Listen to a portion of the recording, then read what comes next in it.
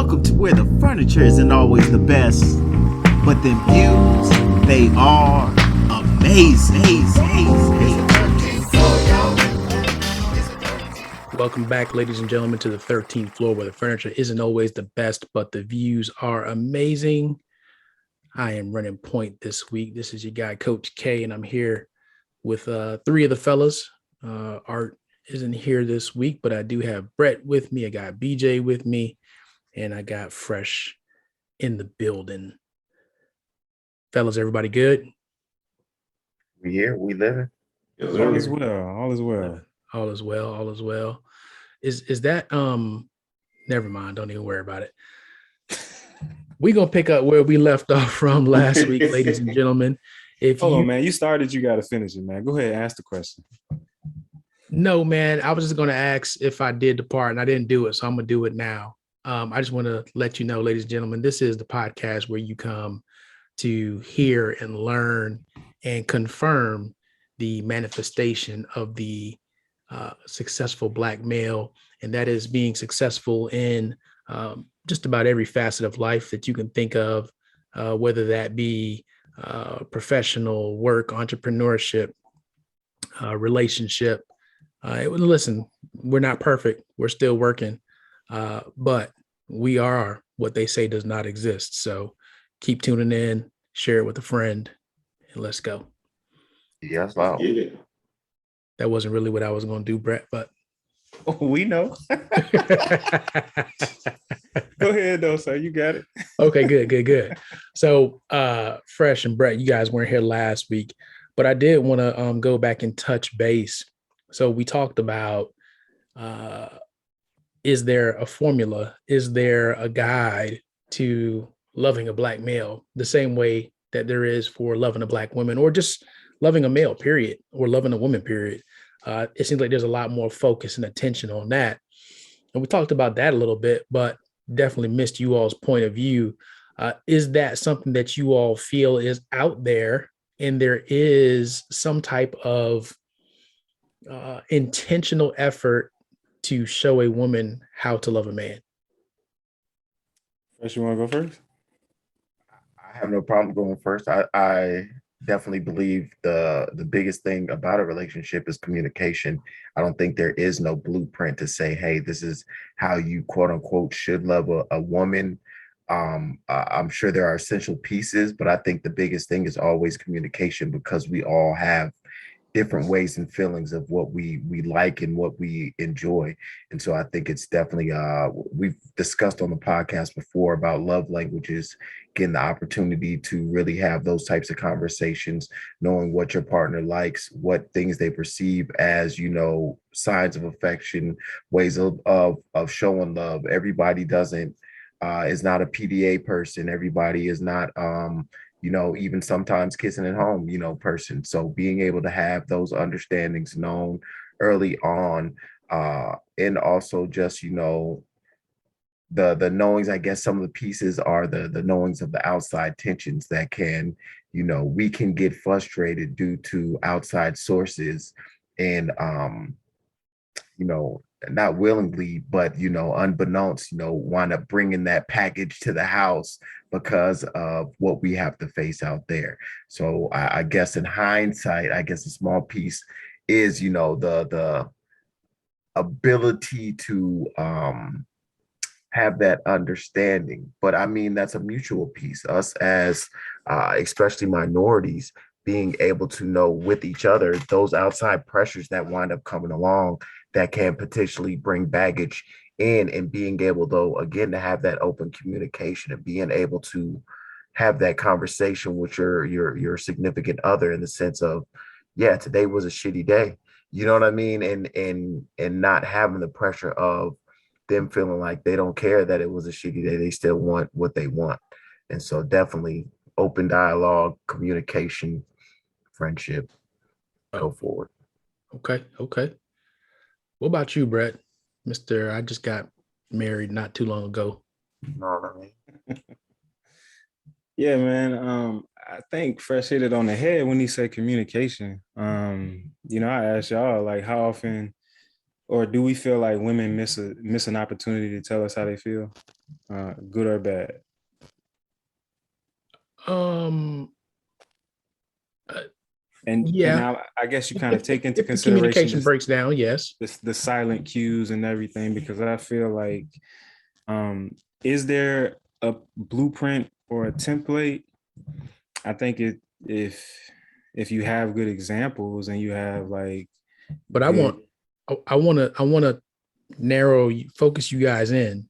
Mhm. We're not talking about the female portion of this.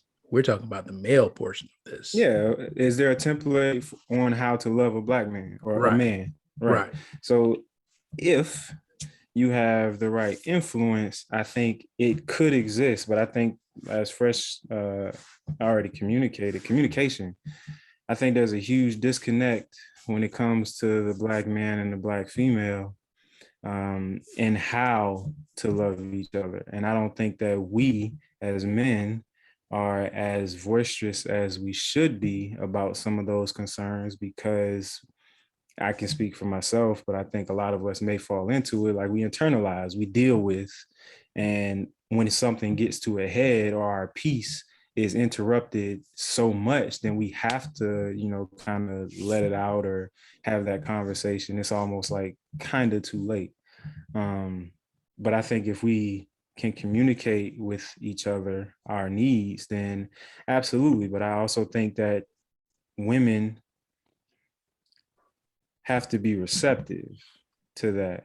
And not to, don't get me wrong, I think I have a rare situation. Unicorn. I have, yes, a unicorn. I call Chris a unicorn all the time. You sent us a Instagram post a few weeks back, and it was all of the things that a man wish he could say to a woman or something like that, to that effect. And I read through the list and I'm like, wow, a lot of these dudes, like, they feel this way, and but they not, I guess this is their opportunity to communicate it. But I can't say I ever have those feelings, or I can't say that I'm in that type of situation. I think maybe one or two of them I identify with, but for the most part, I have a partner who, and it might just be because it's so much skin in the game. It's a lot of, time, and we know each other. But even when Chris and I first started dating, I felt like she understood. I tell all the time, she understood how to talk to me as a man. It was never condescending. She could get her point across, but it was almost like that Claire Huxtable style of getting your point across. It's not condescending. It's not, battering me or verbally abusive or any of that stuff, or dismissive to the concerns. It's like, okay, this is what happened. This is what we need to do. Basically a tighten up type of situation. Right.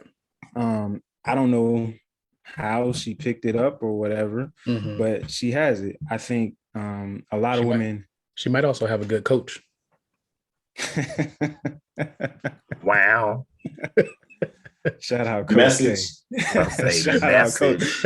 You're gonna have a whole lot of relationships on your hands, but you better watch out there now. Nah, I pick and I choose when it comes to that one. Exactly. Very selective when it comes to that one.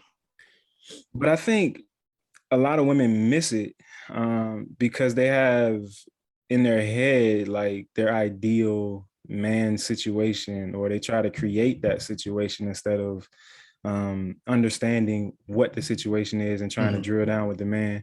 And then I think we have to be as equally vulnerable and open to expressing what we're feeling. And hopefully the two sides can communicate. So that's exactly where I want to go with you guys next, right? Because that was the progression. And we actually talked about what are things that we look forward to show that we are loved, right? I won't take you guys there per se, but for however you do prefer to be loved, do you guys communicate that to the person that you're with?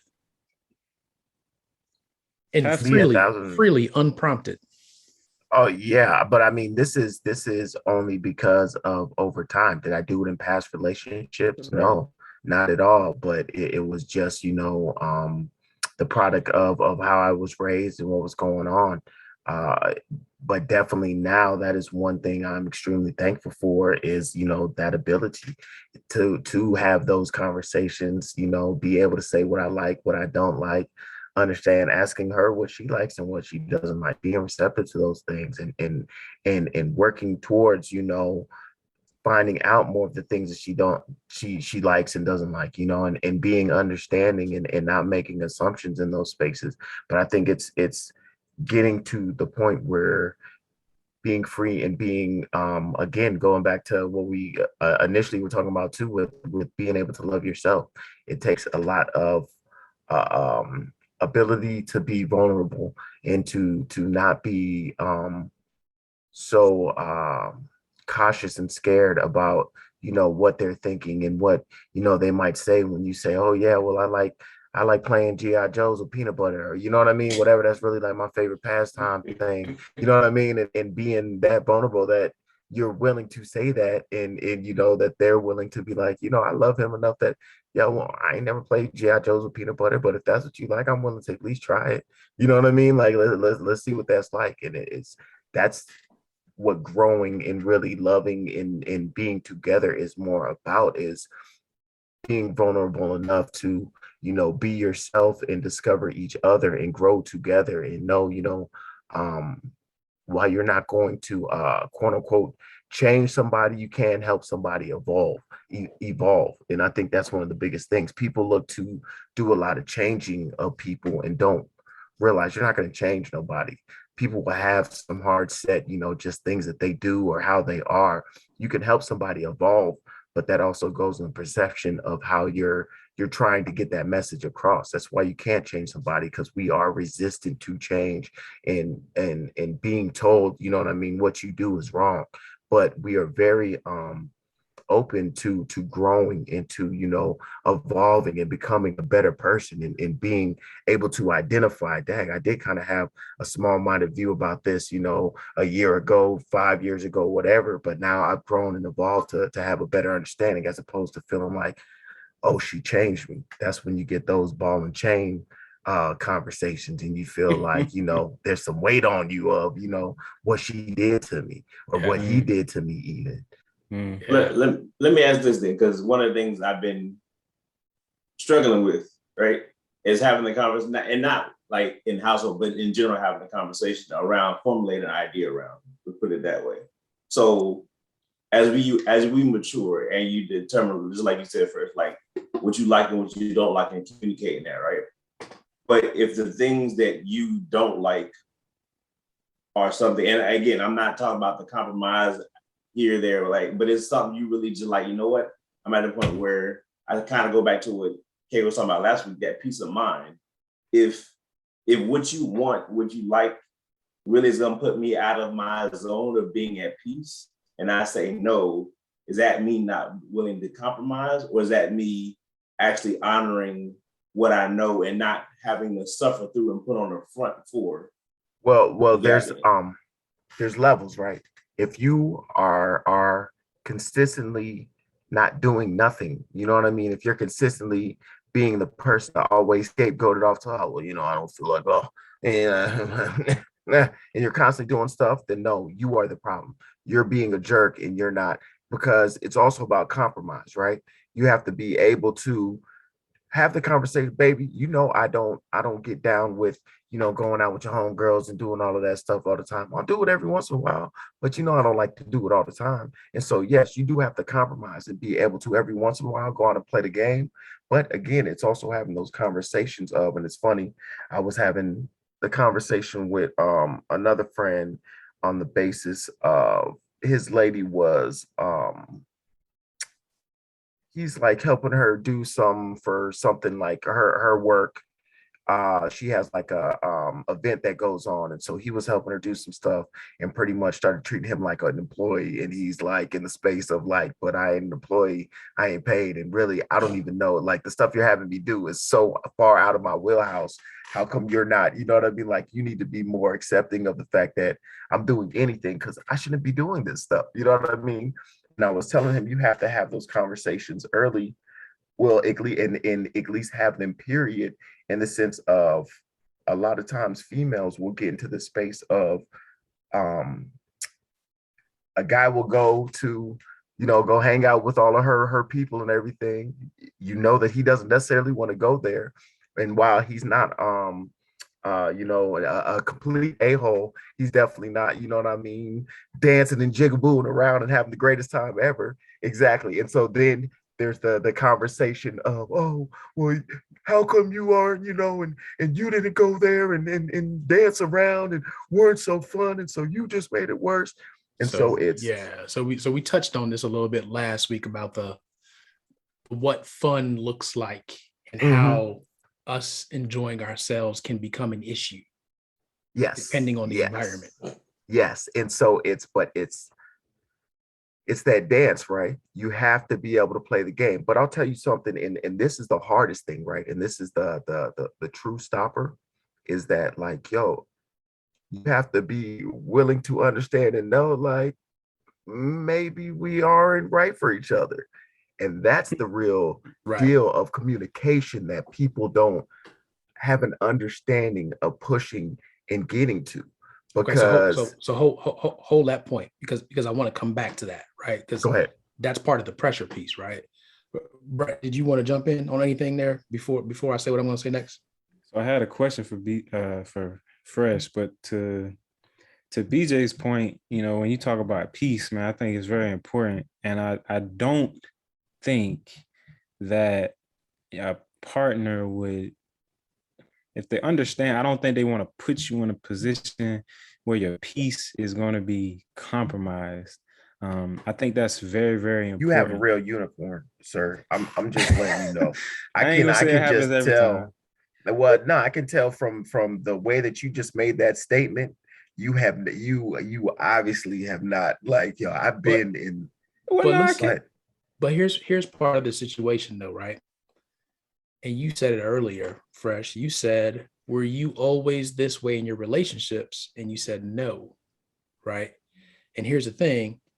As men, we don't really talk to each other about the good stuff in relationships and the things that work well in conversations that we should have, right?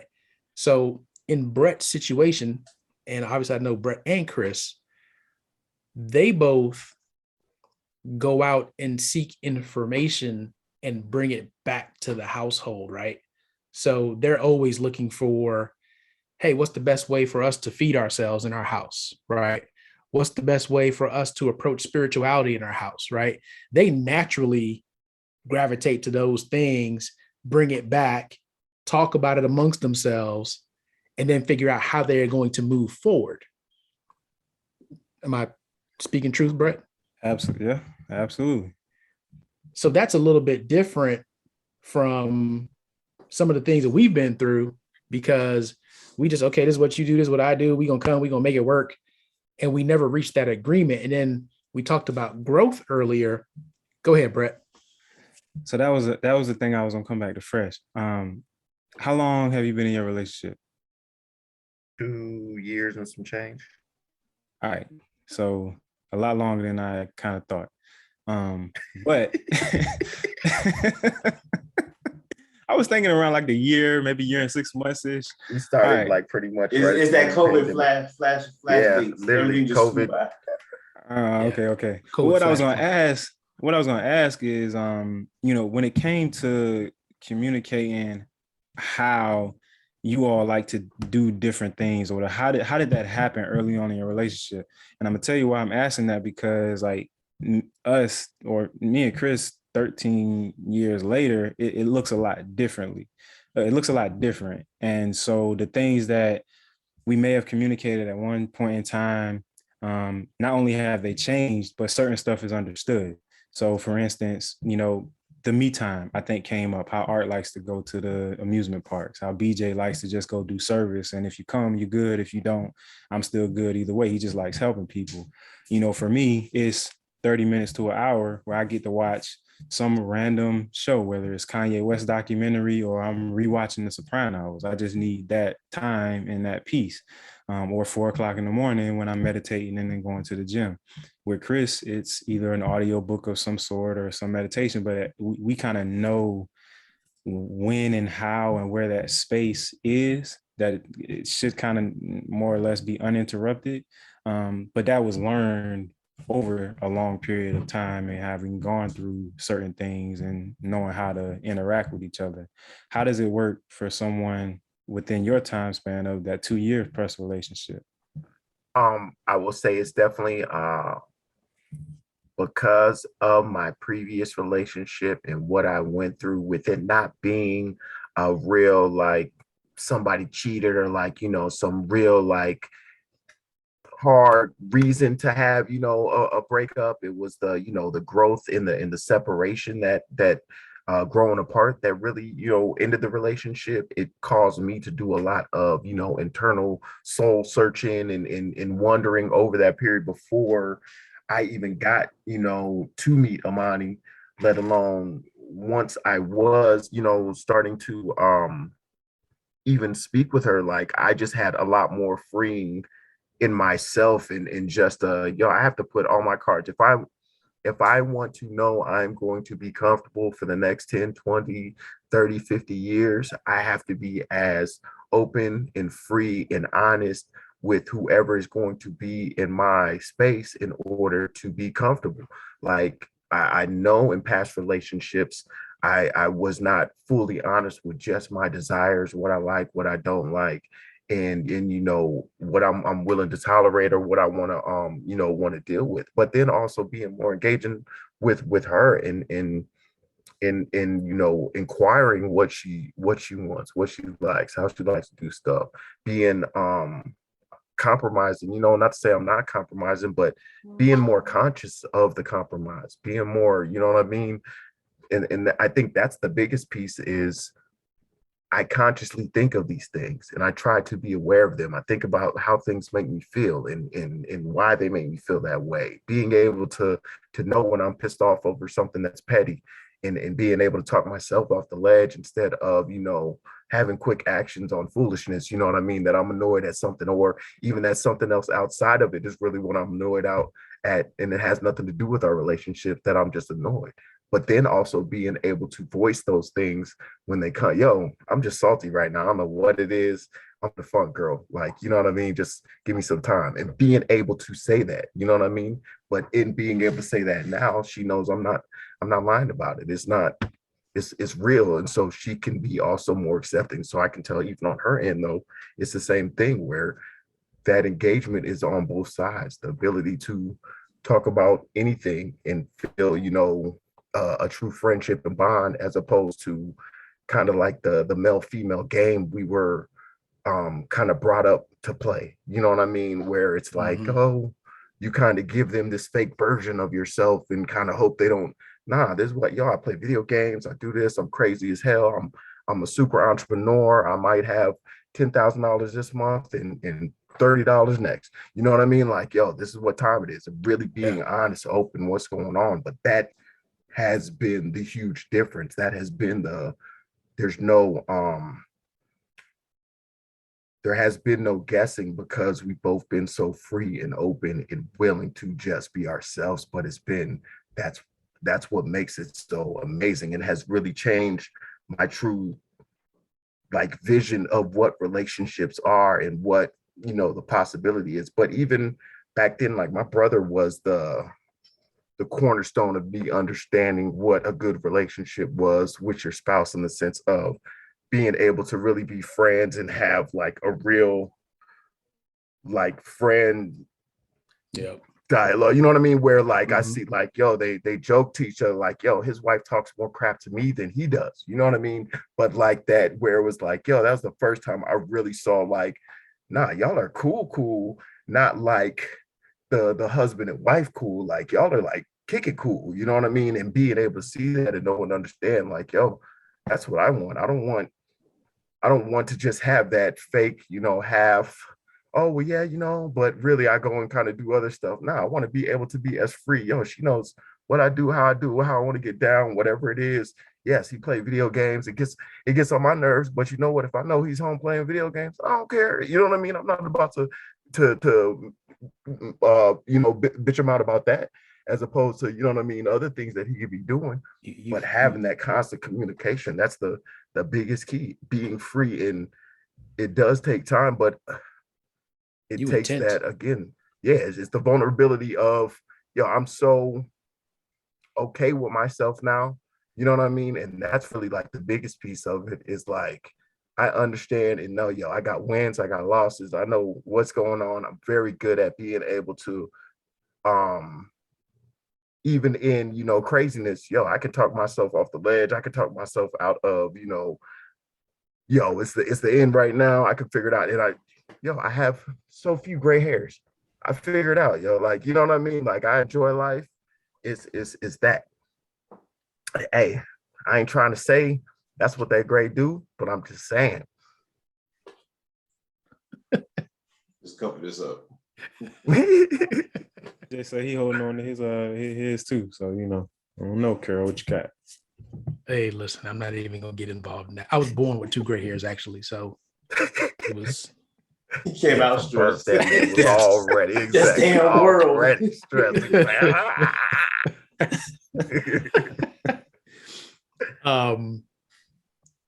Let's go back to the growth piece.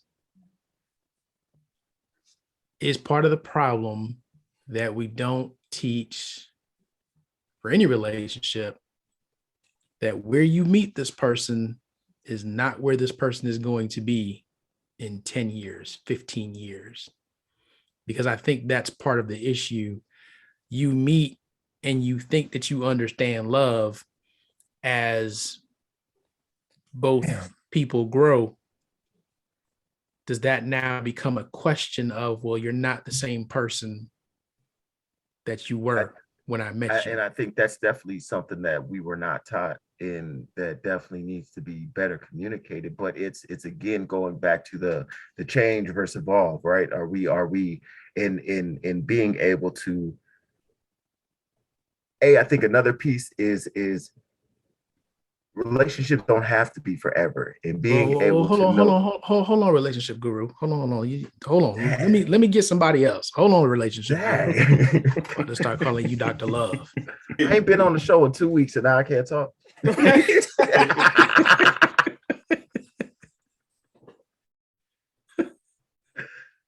ahead. Both of the Joneses just thinking.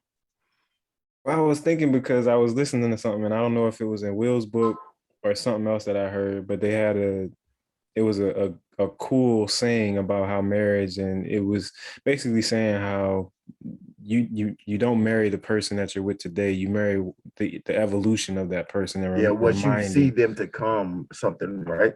Yeah, something like that, reminding you that there's going to be an evolution. You're not going to be with the same person that you're marrying today. I just can't remember where I got it from.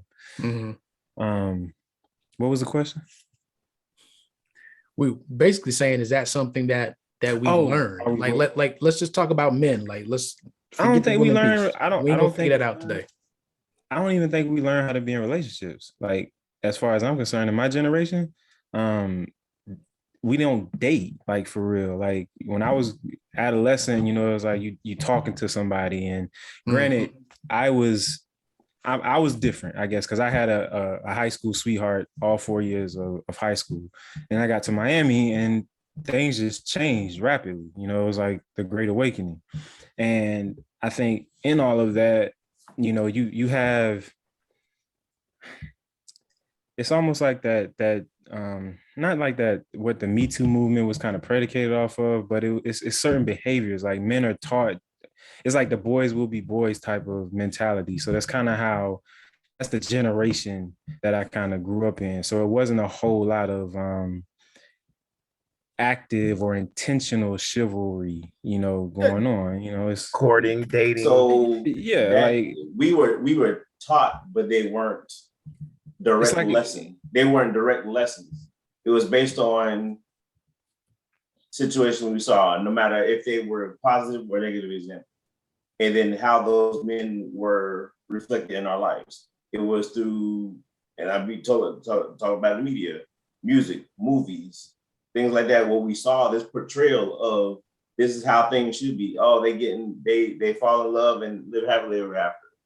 But in reality, how many people knew that to be in existence in their everyday life, what they saw play out? Oh, that's something in the movie. That's something that happens there. That don't really happen in the Black community. That don't really happen with men and women, period. If you even want to take race out of the picture. Like, how many people can say that everything they saw or witnessed or thought these things were pie in the sky, things were really just that pie in the sky? We didn't really have, in a lot of cases, there weren't a lot of examples of this carrying out. And even when he carried out, we didn't even understand why. Like, I can't speak for anybody else, but there's some people I knew growing up that like they've been together for 30, 40, 50 years. And you're like, how the heck did they deal with each other that long? Because they in each other's throat every single minute of the day. Like That's it didn't make sense. And that's like you look like I don't want to live like that. Right. Versus, and I saw many more of those situations than I did positive situations in general. Like talking like my mom and dad, like is my mom and dad. But then we look at all the influence around you. You can say, "Oh, my mom and dad was the most influential person in my life." That may be true, but you had other lessons you were being taught. Whether they, Carol, this is what you should do. No, you direct like that's something I want to do. That's something I don't want to do. Mm-hmm. Those that grew up without a father figure and saw mom maybe dating. Maybe mom was just single and doing it by herself. Whatever the case may be, it may be that's a whole nother element to this, right? Those that grew up with no father figure in the household, because now you have the influence on the mother and her, who you are that male figure. I don't want to lose you. So I may totally just discredit anybody that you bring around. on purpose. Right. Yep.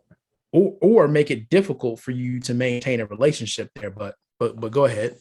No, I mean, these are all different things that, again, these aren't lessons say, I'm going to teach you about this. These are things that we pick up and signals we pick up over the span of all of our encounters, that no matter if it's good or bad, these are all data points we're collecting, and we eventually make a decision, whether we collectively know it or not. You can probably think back and look at that like, wow, I did act like this person, or I did handle that situation like this person. And you didn't even, it's not like you were thinking about that person, but in retrospect, it's like, and that relationship ended like that one did. Like, I need to make sure that I'm conscious of that next time I'm in a relationship. Like, things like that happen.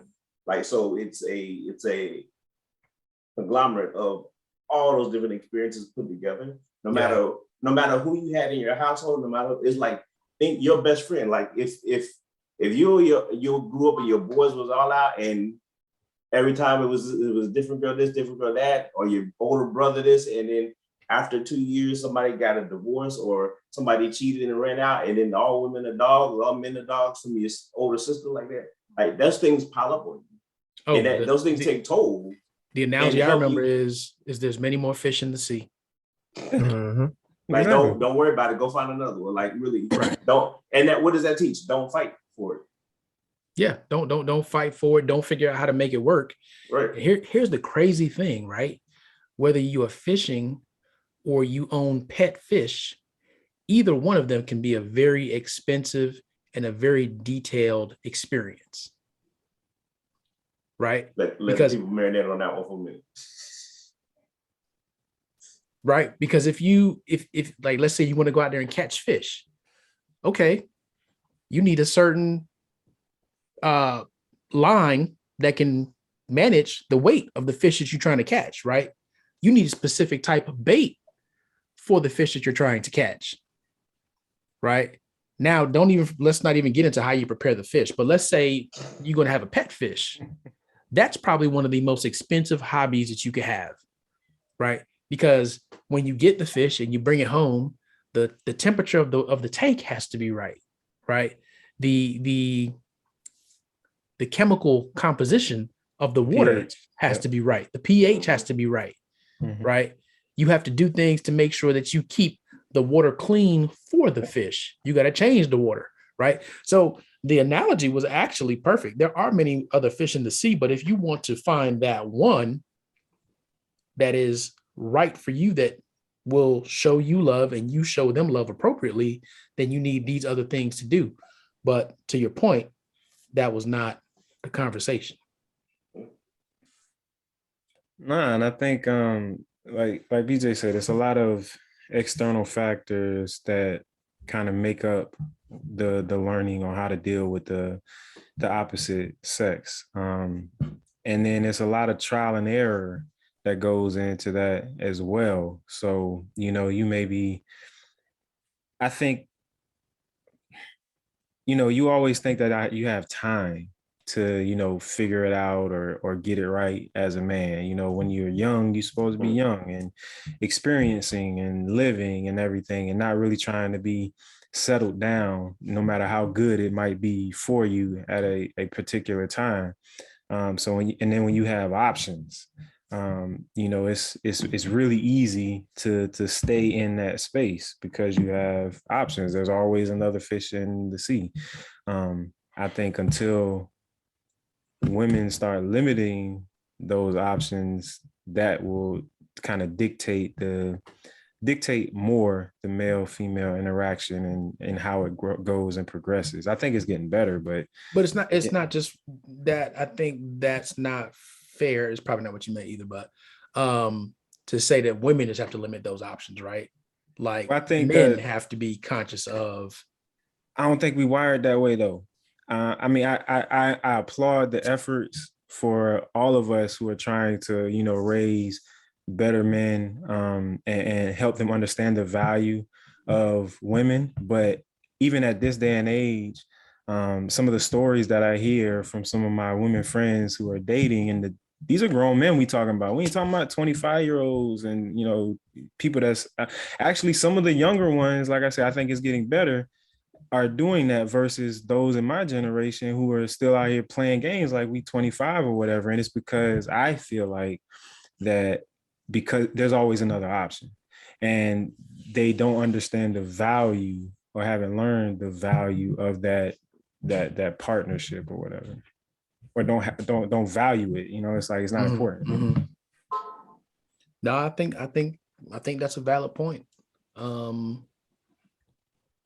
The rewiring piece though, or the wired piece, I just think it's not programming that we received. And I think there is a way to get there. How we get there? We got to build value. When you value each other just on the basic level, right? Like not even talk about relationships, but when you value each other as human beings and individuals and people that you want to connect with and make sure that you're good, I think that starts the process. So and I'm with you, and I think y'all talked about it last week when you talked about how I think we got to value ourselves. Yes.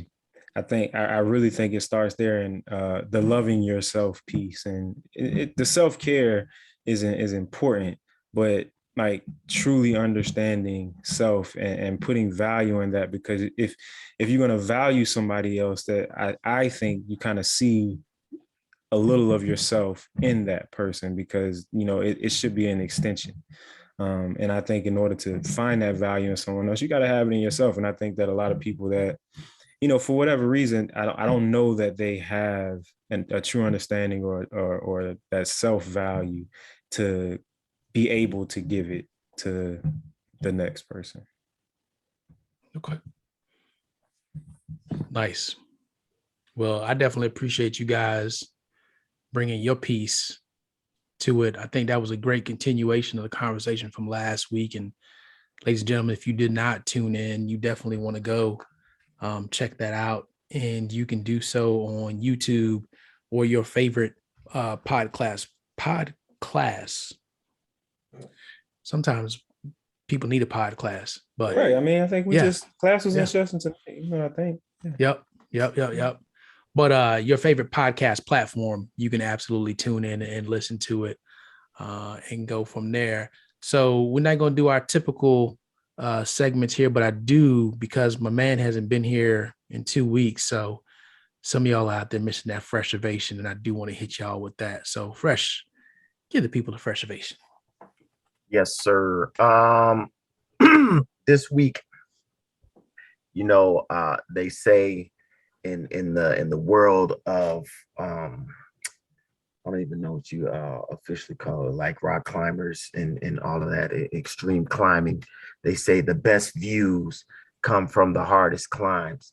That's something you have to take into accord in your life. Understand that, the things that you work the hardest for are the things that can provide the most enrichment and fulfillment in your life. So don't be so afraid to put in that extra work, that extra time, whether it's in a relationship, whether it's in work, or whether it's in self-care. Don't be afraid to put in those extra hours, that extra bit of grit, because you will find that what you get on the other end is a beautiful view, just like you get on the 13th floor. And that's preservation this week, baby. Believe that.